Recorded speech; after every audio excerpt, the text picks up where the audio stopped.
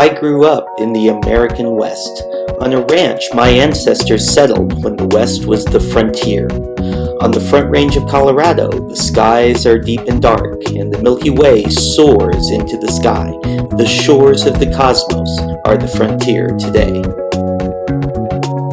Over the past 100 years, we have learned how stars die to become the most intense source of gravity known, a black hole.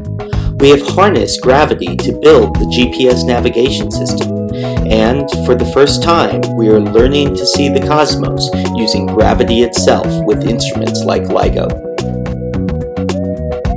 We have come a long way from the frontier Einstein imagined. What are the frontiers of gravity today? There are many, ranging from the extremely small to the extremely vast. A black hole has gravity so strong not even light can escape. If you could somehow make a magnifying glass that could peer past the event horizon, deep down inside you would find the source is a point of infinite density and infinitely strong gravity called the singularity. General relativity fails to explain the infinitely tiny singularity, but we have some ideas. As we have studied the world, we know that there are scales of structure as you look closer and closer at an object like an apple. First you see cells, and deeper down you see molecules, which themselves are made of atoms, which are built of nucleons that are also made up of even smaller things called quarks. This chain of progress connects our classical world with the quantum world. We think there is, as of yet, an undiscovered idea called quantum gravity that explains gravity on the smallest scales. The frontiers can also be enormous.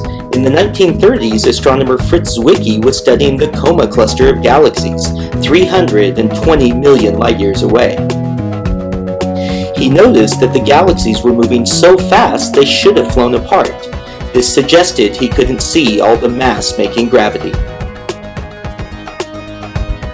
In the 1960s, astronomer Vera Rubin was looking at how galaxies rotate in their centers compared to their edges.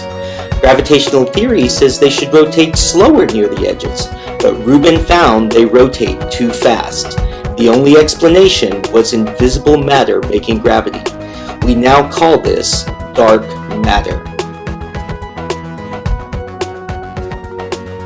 In the 1990s, multiple teams of astronomers were looking at supernovae far away in the expanding universe. They noticed that the light that reached Earth was dimmer than expected.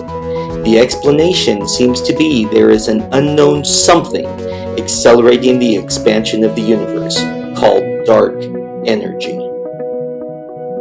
What these discoveries will mean and how they will change the course of human history is not for us to know, just as it was not for Einstein to know how general relativity would change the world.